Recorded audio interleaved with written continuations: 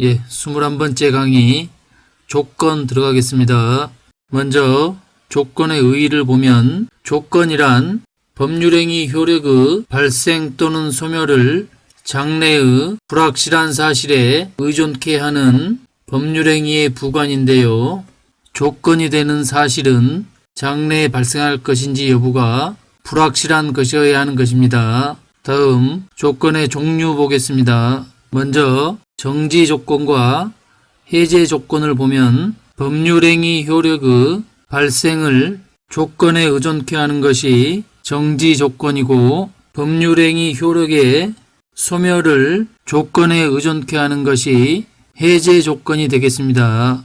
이와 관련된 판례를 보면 매수한 토지 중 후에 공장 및 도로 부지에 편입되지 않은 부분은 매도인에게 원가로 반환하기로 한 약정은 해제 조건에 해당한다는 것이 우리 판례의 입장이고, 비슷한 취지로 건축 허가를 받지 못한 때에는 토지 매매 계약을 무효로 하기로 한 약정도 해제 조건에 해당한다는 것이 우리 판례의 입장이 되겠습니다. 다음 조건의 종류 중 수의 조건과 비수의 조건을 보면 수의 조건은 조건의 성취 여부가 당사자의 일방적 의사에만 의존하는 것이 수의 조건이고, 그렇지 않은 것을 비수의 조건이라고 합니다. 관련된 판례를 보면 수급인이 공급한 목적물을 도급인이 검사하여 합격하면 도급인은 수급인에게 그 보수를 지급한다는 내용으로 하는 약정이 순수 수의 조건에 해당하는지와 관련하여 우리 판례는 순수 수의 조건에 해당하지 않는다고 판시하였는데요. 판례 요지를 살펴보면 제작물 공급 계약에 당사자들이 보수의 지급 시기에 관하여 수급인이 공급한 목적물을 도급인이 검사하여 합격하면 도급인은 수급인에게 그 보수를 지급한다는 내용으로 한 약정은 도급인의 수급인에 대한 보수 지급 의무와 동시 이행 관계에 있는 수급인의 목적물 인도 의무를 확인한 것에 불과하므로 법률행위의 효력 발생을 장래의 불확실한 사실의 성부에 의존하게 하는 법률행위의 부관인 조건에 해당하지 아니할 뿐만 아니라 조건에 해당한다 하더라도 검사의 합격 여부는 도급인의 일방적인 의사에만 의존하지 않고 그 목적물이 계약 내용대로 제작된 것인지 여부에 따라 객관적으로 결정되므로 순수 수의 조건에 해당하지 않는다는 것이 우리 판례의 입장이 되겠습니다. 다음 가장 조건 보겠습니다.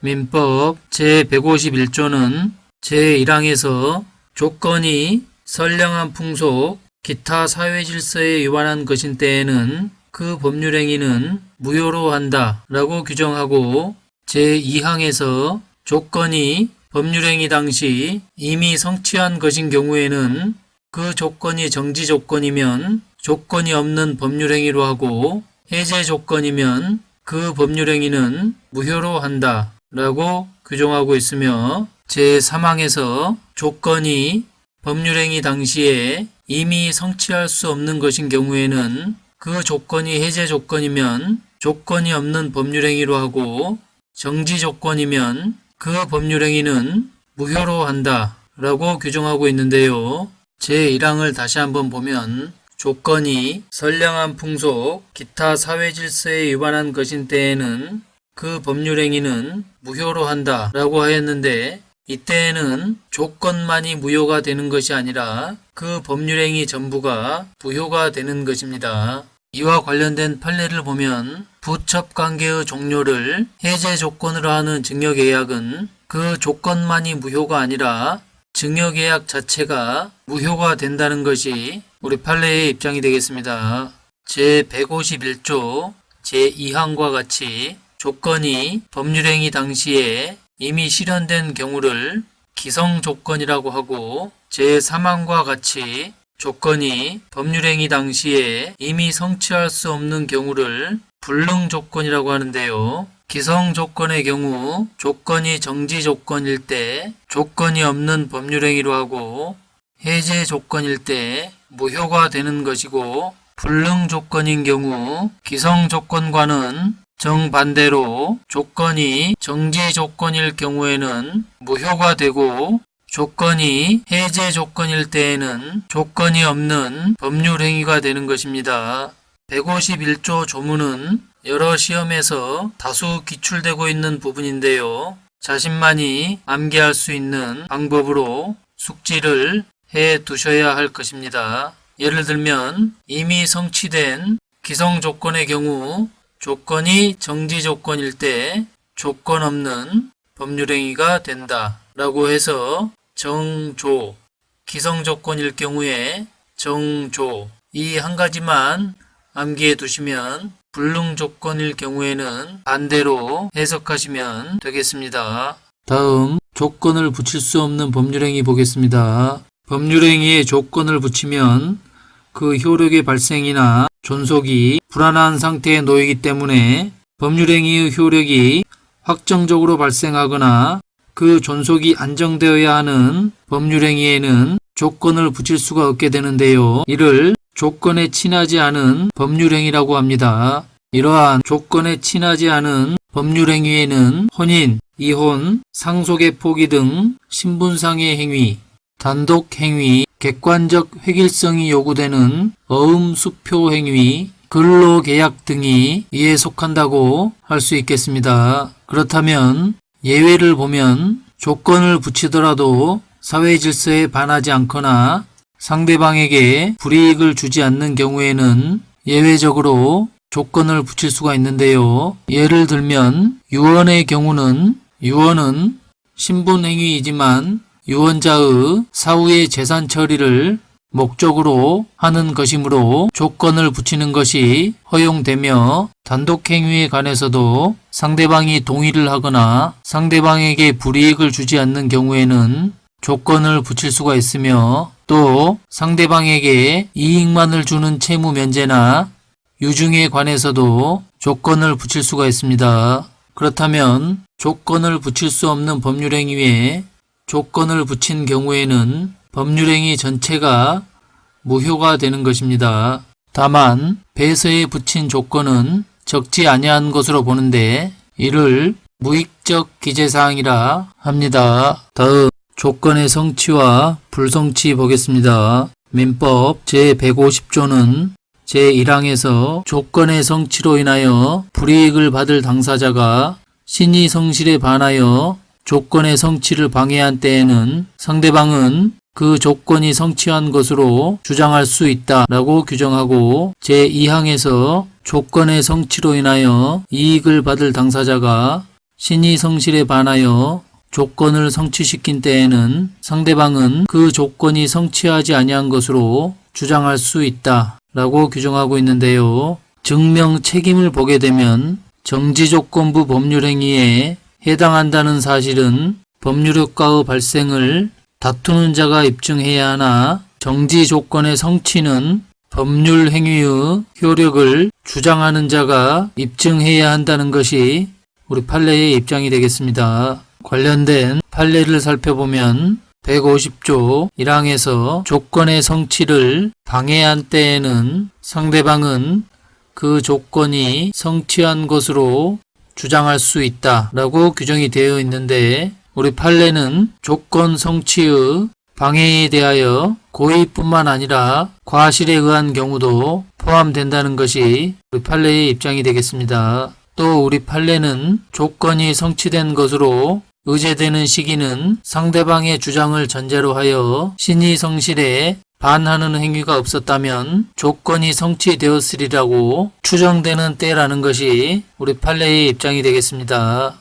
다음 조건부 법률행위의 효력 보겠습니다. 먼저 조건의 성취 전의 효력을 보면 첫 번째 조건부 권리의 보호인데 조건의 성취 전이라도 당사자 일방은 조건의 성취로 일정한 이익을 받을 기대를 갖는데 민법은 이러한 조건부 권리를 보호하는 규정을 두고 있는데 다음 규정을 통해서 알아보도록 하겠습니다. 민법 제148조는 조건이 있는 법률행위의 당사자는 조건의 성부가 미정인 동안에 조건의 성취로 인하여 생길 상대방의 이익을 해하지 못한다 라고 규정하고 있는데요. 이는 조건부 권리의 침해 금지에 대한 규정이라고 할 수가 있겠고, 민법 제149조는 조건의 성취가 미정한 권리 의무는 일반 규정에 의하여 처분, 상속, 보존 또는 담보로 할 수 있다 라고 규정하고 있는데요. 이는 조건의 성취가 미정한 권리 의무라도 일반 규정에 의하여 처분, 상속, 보존 또는 담보로 할 수 있다라는 것을 규정한 조건부 권리의 처분 등에 관한 규정이라고 할 수가 있겠습니다. 그렇다면 조건의 성취 후의 효력을 보면 첫 번째, 법률행위 효력의 확정과 관련하여 정지 조건의 경우는 조건이 성취되면 성취한 때로부터 법률 행위는 효력이 생기며 그 효력 발생을 위하여 별도의 행위를 요하지는 않는 것입니다. 그리고 해제 조건의 경우는 조건이 성취되면 성취한 때로부터 법률 행위는 효력을 잃게 되는 것입니다. 이와 관련된 판례를 보면 부동산에 관해 해제 조건부 매매에 의하여 매수인에게 소유권 이전 등기가 된 후 조건이 성취한 때에는 그 등기가 없어도 소유권이 매도인에게 당연히 복귀한다는 것이 우리 판례의 입장이 되겠습니다. 조건 성취 후에 효력과 관련하여 효력 발생 시기를 보면 조건 성취의 효력은 조건이 성취한 때로부터 생기고 소급하지는 않는다고 하여 불소급이 원칙이고, 예외적으로 당사자가 조건 성취의 효력을 그 성취 전에 소급하게 할 의사를 표시한 때에는 그 의사에 의한다고 규정하여 불소급의 원칙과 예외적 소급을 규정하고 있습니다. 관련된 판례를 보면 해제 조건부 증여로 인한 부동산 소유권 이전 등기를 마친 경우 등기된 조건이 성취되기 전에 수증자가 한 처분 행위는 조건 성취의 효과를 제한하는 한도 내에서 무효가 된다는 것이 우리 판례의 입장인데요. 판례 요지를 살펴보겠습니다. 해제 조건부 증여로 인한 부동산 소유권 이전 등기를 마쳤다 하더라도 그 해제 조건이 성취되면 그 소유권은 증여자에게 복귀한다 할 것이고, 이 경우 당사자 간의 별단의 의사표시가 없는 한 그 조건 성취의 효과는 소급하지 아니하나 조건 성취 전에 수증자가 한 처분 행위는 조건 성취의 효과를 제한하는 한도 내에서는 무효라 할 것이고, 다만 그 조건이 등기되어 있지 않는 한 그 처분 행위로 인하여 권리를 취득한 제3자에게 무효를 주장할 수는 없다 라는 것이 우리 판례의 입장이 되겠습니다. 오늘은 조건에 대해서 공부를 해 보았는데요. 다음 시간은 기한에 대해서 공부하도록 하겠습니다. 수고하셨습니다.